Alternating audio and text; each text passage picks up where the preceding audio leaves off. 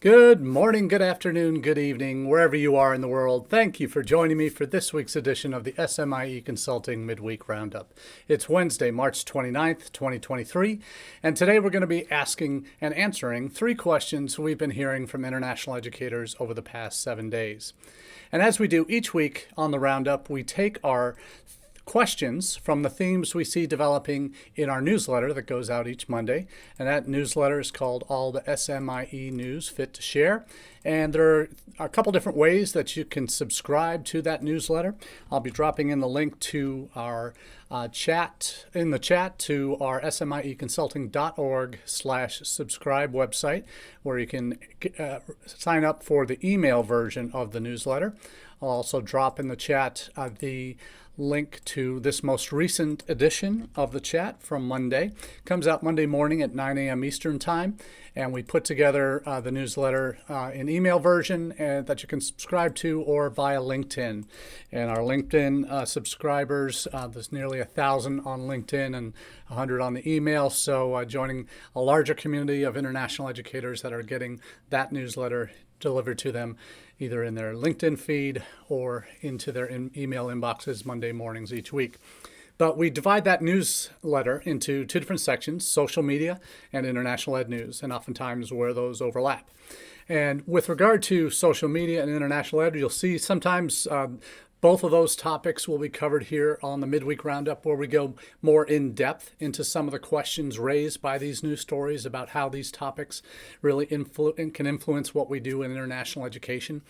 And we go into some bigger picture issues oftentimes and take a look at things from a global perspective, as we need to do in international education. That's our jobs, to be aware of the world around us and events that affect what we do in our field. And we'll go through some of that today on the Roundup. So as we do each week, let's get started with our first question. That is, what does the future hold for TikTok, and why does that matter? So anyone who's been, unless they've been living under a rock for the past couple of years, in fact, going back to the Trump administration, TikTok has been in the spotlight for U.S. Elected officials who have seen, for various reasons, most to do with national security, reasons why lawmakers are now saying TikTok, and have been saying, is a national security threat. And it's a bipartisan effort here regarding TikTok and the sharing of user data to China, to the Chinese Communist Party, and what that means for Americans. As we saw last week, the CEO of TikTok, who's from Singapore, based in Singapore, testified before Congress, talked through a lot of the technical issues related to TikTok, related to algorithms and servers and all of these things that pose the national security concerns that have led to not just the United States taking action, but governments around the world banning the use of TikTok on government devices. We know for several years TikTok has actually been banned in India, along with a range of other China apps, or apps based in China. There are a number of other countries who have followed the U.S. suit in banning government devices from having TikTok installed, and I'll be sharing some of the links out to those in the chat. We've had ones we had Canada previously. We now have the UK and New Zealand also joining that list of countries that our governments are banning TikTok on government devices. So the world is sort of aligning, at least the Western world is aligning against TikTok in a lot of different ways because of, for at least at the government level, for national security concerns. What is threatened in the U.S. is the banning of TikTok altogether, much like it is in India. It hasn't been enacted yet. There's legislation that might be taken forward that does ban TikTok from the app stores in the United States. But there are ways around that too, in terms of VPNs and all those wonderful things that we usually used to access other platforms in our country, or in other countries, like in China, using a VPN to access Western social media. So there are always ways around it. But in terms of the why, national security seems to be, even for the general public, seems to be the rationale driving a lot of what institutions or governments are and elected officials are leaning towards for using the power of the government to ban platforms that are considered dangerous to a national security interest. That seems to be where most governments are going. Now, what is happening on the practical level, and as it impacts international education, we see several campuses have restricted the use of TikTok, and those tend to be campuses in states where the state governments, about over half of state governments in the United States, have also banned TikTok on university or public devices, public official devices. State universities being funded by state governments, they have fall under those restrictions. Some have more temporary bans, or potentially can be seen as bans in states like Nevada. Nevada, where UNLV is, our Board of Regents, their Committee on Communication and Technology, has recommended the discontinuation of use of TikTok on for institutional accounts, unless it is a need, is mission driven in its purpose. And at UNLV, we have 2 TikTok accounts, official university TikTok accounts, one for the university as a whole and one for our admissions office, and are using those to, they hire a team of students to share their day in a life kind of snapshots and do the challenges and all the funny memes that go through TikTok and are rated by the algorithm. So a lot of institutions are using TikTok that aren't being restricted by their states to reach prospective students. So, and that's in UNLV's case, that's considered mission driven to reach prospective students. So that we are still continuing with that. But what I think is happening is this talk of banning is coming at a time where a lot of universities are using it not only to reach overseas students, but are trying to primarily using it to reach domestic students, since there are 150 million Americans on this platform, the greater majority of which are in that pre-college to college age demographic. So that's the short form video app that TikTok is really helping to reach an audience where they are, that they're spending a ton of time on, and that 2/3 in a 2022 Pew Research study, 2/3 of teenagers are using TikTok, making it a vital recruitment tool, according to an Inside Higher Ed article. So what we're seeing is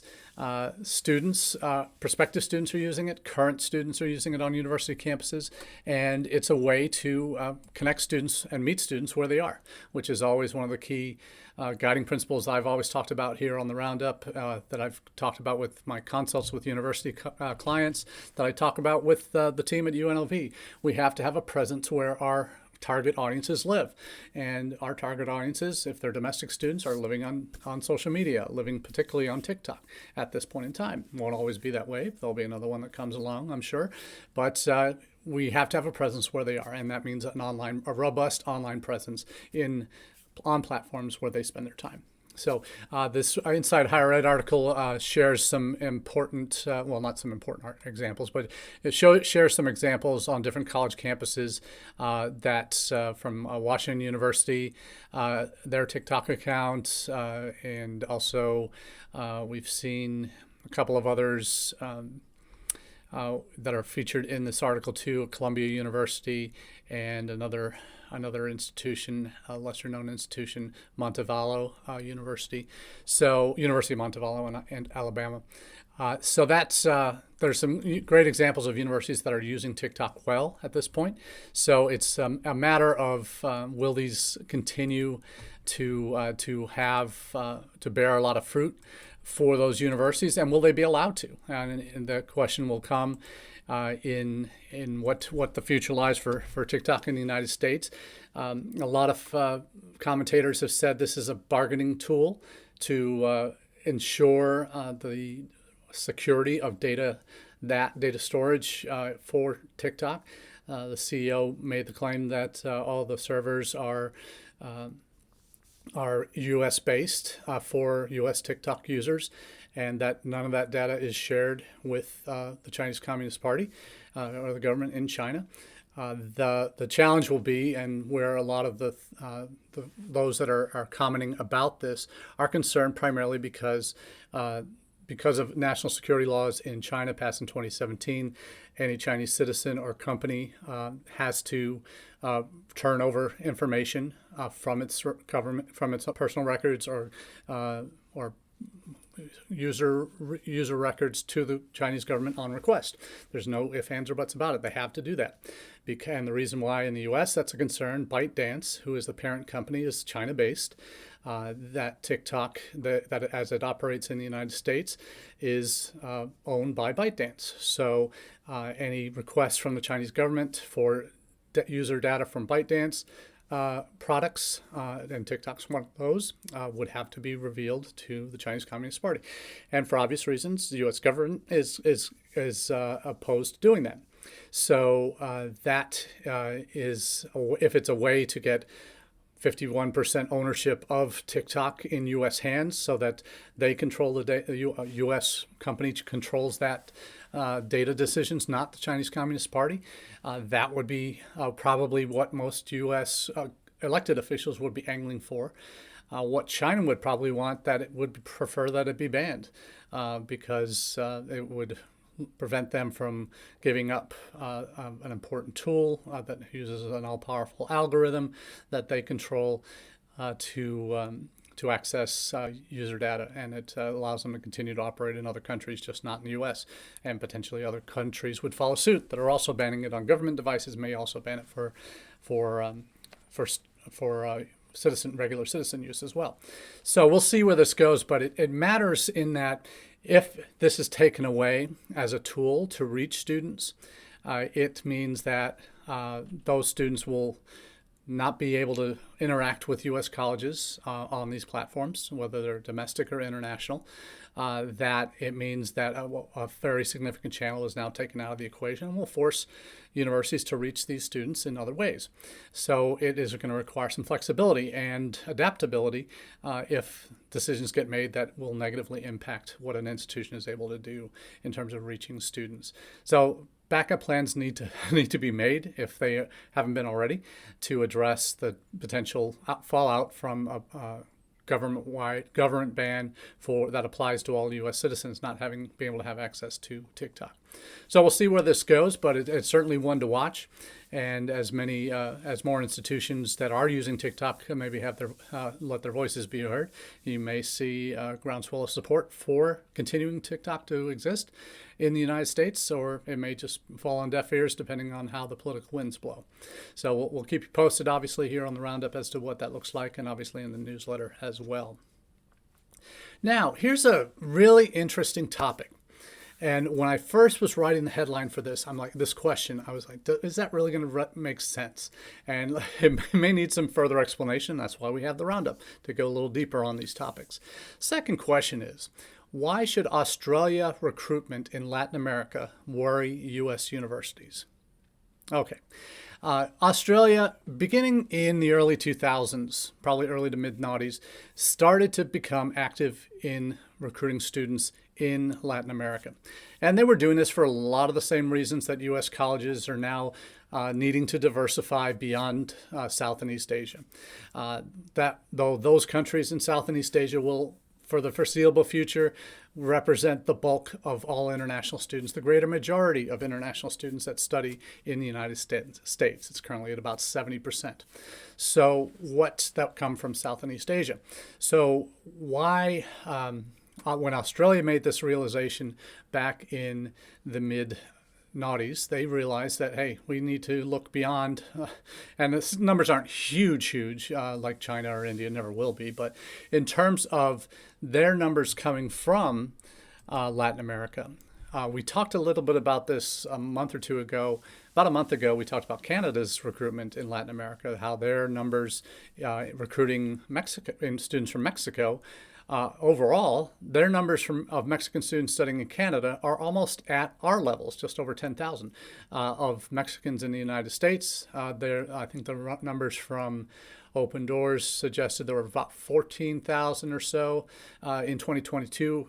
In the 2021-22 Open Doors report were from Mexico. In Canada, they're already over 10,000 from Mexico, and they're closing in, and those numbers are growing quite rapidly, and similarly in Latin America. But what we're seeing for Australia is something quite similar. There are two countries that, in particular, that are indicated in this Pi News article that focuses on Colombia. The tag is Colombian student numbers highest ever for Australian universities. The total number of Colombians at the end of 2022 came in at 28,437. And that includes enrollments and commencements and year-to-date visa lodgement figures offshore. So what does that mean? Where are we for Colombia? Colombians in the United States, currently just over 8,000. Let that sink in for a minute. There are 3 times more Colombians studying in Australian universities than they are in the United States. Colombia is a top 25 sender to the United States, coming in around 18 or 19 or so in the most recent Open Doors report. So that's only with 8,000. Well, Australia has triple that currently from Colombia in Australia. How have they done that? They've done that through recruitment fairs. They've done that through scholarship schemes they've used Austrade, their version of the Department of Commerce, to reach students in Colombia for years. And not just in Colombia, but throughout Latin America. And another country is Brazil. Number of Brazilians in Australia. And Brazil, keep in mind, Brazil at one point in the U.S. was probably in the 20s, mid-20s, maybe, I think was the highest, 20,000 plus Brazilians in the U.S. during the scientific mobility days that were studying at U.S. institutions, many of which were non-degree students doing that year exchange. But though Brazilian numbers in the United States currently are less than 15,000 as of the 2022 Open Doors report. Less than 15,000. Brazilians studying in Australia, over 24,500 as of the end of 2022. So those numbers should be a wake-up call for U.S. institutions to think that Latin America, that's just our backyard. We own that. They'll always come to us. Wrong. We're being skinned by our competitors from other markets, from Australia. We're starting to see it from Canada. UK has been getting busy in Latin America for a number of years. So we are falling behind in our recruitment of Latin American students to U.S. schools. And it means we have to have a more regular, consistent presence in those markets if we want to have a hope of regaining some of that market share. Because Latin America is a growing region. It will continue to become a net sender of students abroad. So how are we positioned as a country to help reach many of these students in those regions? And we know in the U.S., Mexico, Colombia, Brazil are the top senders from Latin America to the United States. But when we look at the overall numbers, we're getting beat by Australia quite significantly in Brazil and Colombia, and Canada catching up with us in Mexico. So we have a lot of work to do if we're gonna keep and expand our market share in Latin America. And absolutely, first thing I tell my leadership on campus is we never have been active in Latin America, but we cannot take it for granted. We have to become engaged there. We have to actively have a presence there. We have to be there regularly in our target markets in Latin America if we want to have sustained success there. So we're really starting from nothing, really, with what we're doing in Latin America for recruiting degree-seeking students at UNLV. So we're beginning this journey. But when I talk to other colleagues, when I shared this one article and the numbers with them, I get a lot of surprised looks from colleagues when they see, whoa, they're kicking our butts down in Colombia. They're kicking our butts in Brazil. How did this happen? Well, they started 15 years ago, becoming more active in Latin America. So in terms of what next steps we need to be taking as institutions, it's making sure we have a presence whether in-country reps, whether working closely with EdUSA, now that we can travel there regularly, getting in-country on a regular basis to our key markets, participating in visits to schools and fairs, becoming a part of the fabric of the educational establishment in those countries, identifying institutional partnerships that can potentially lead to pipelines of students both ways. So there's a lot of work to be done when it comes to these partnerships, and a lot of attention that we haven't been paying to Latin America. We need to be certain that we are moving forward, because it shouldn't be just the border states or the southern U.S. states that are active in recruiting in Latin America. All of us can be active in recruiting in Latin America across the country. So that's my call and plea to my U.S. colleagues. Get yourself to Latin America. Get there in country. It's a long-term relationship, and that's why it's taken 15 years for Australia to see the gains that they've had.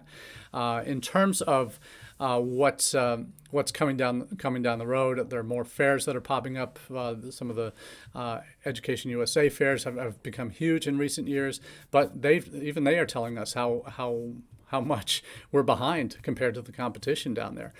So I think it's important for all of us to take a close look at some of these key markets. And if we have already large populations on our campus from Latin America, we need to be utilizing them in recruitment of future students.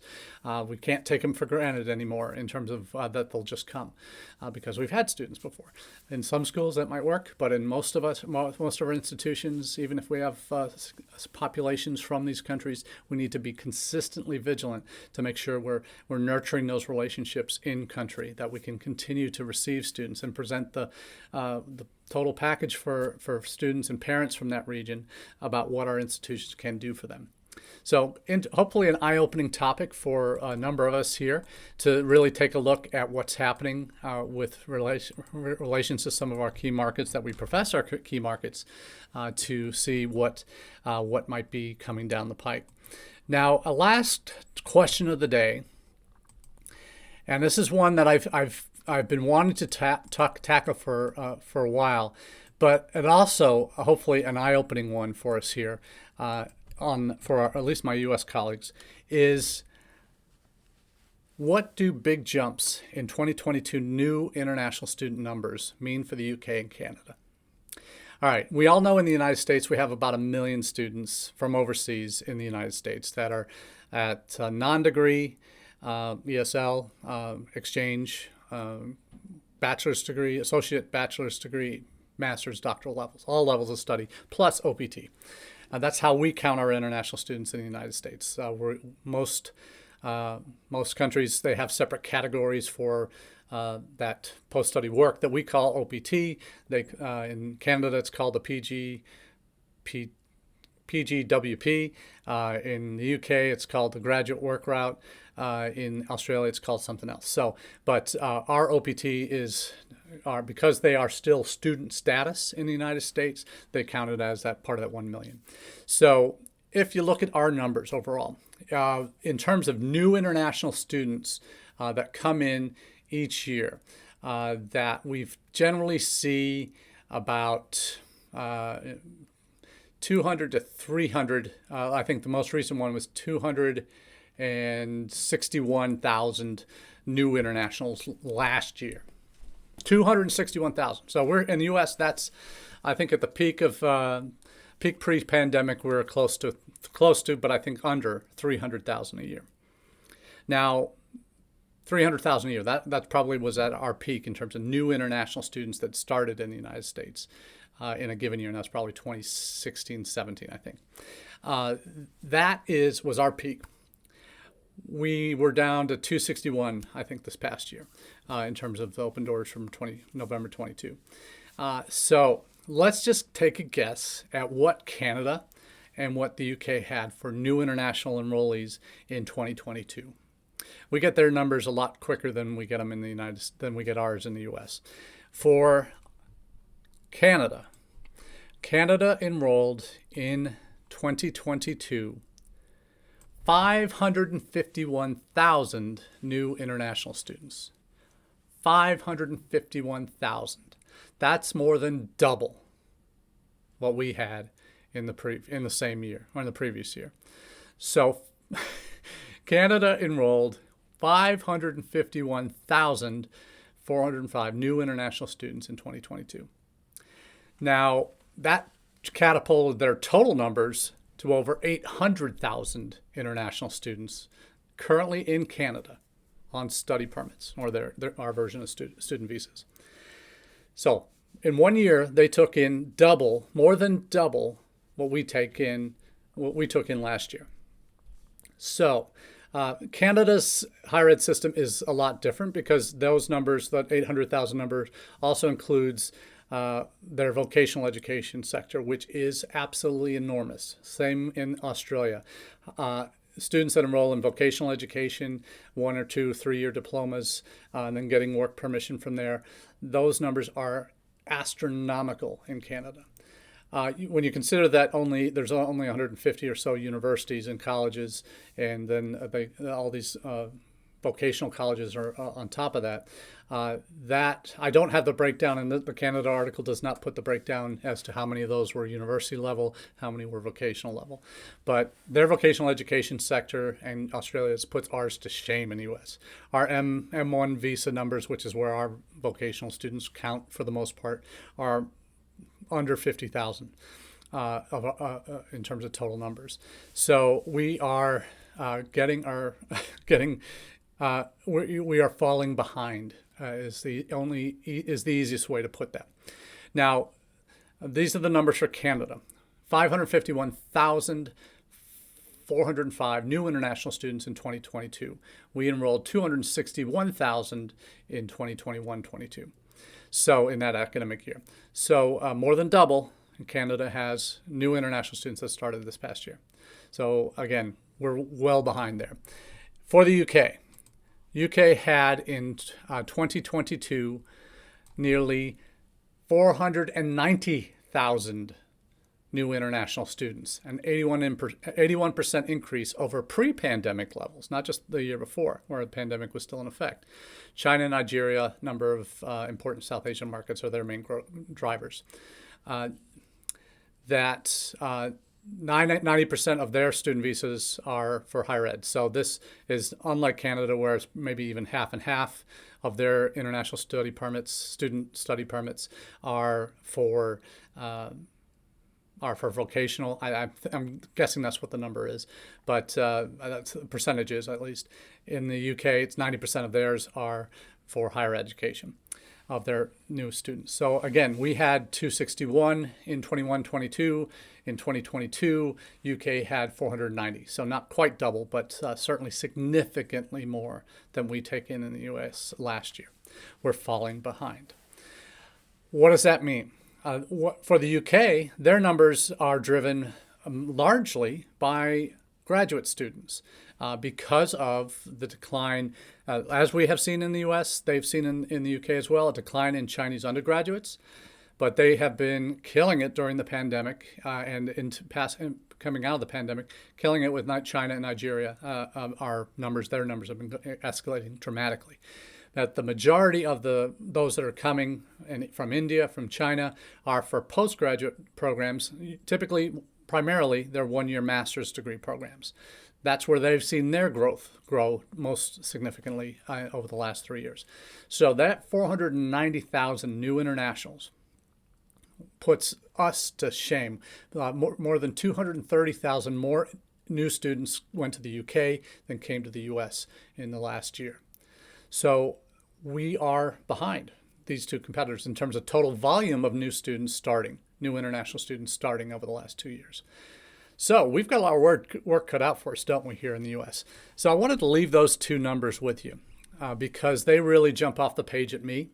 And I think for all of us, these are the kind of numbers that we need to be sharing with our leadership on campus, to share with them how significant other countries are in their successful international student recruitment and how we in the U.S. are falling behind. Now, we won't know our new numbers until from this current academic year until November, when the next Open Doors comes out. But for these new numbers that we're seeing in Canada and the UK in particular, we have a lot of work to do. So that's my message for all of you as we leave today, leave the roundup here today, is to recognize just how much work there's left to be done and how much we can learn from our competitors and sectors that we need to develop more in the United States to be more competitive abroad for the same students. So until next time, that's all we have for you on the Midweek Roundup. Have a very good rest of your week. Cheers.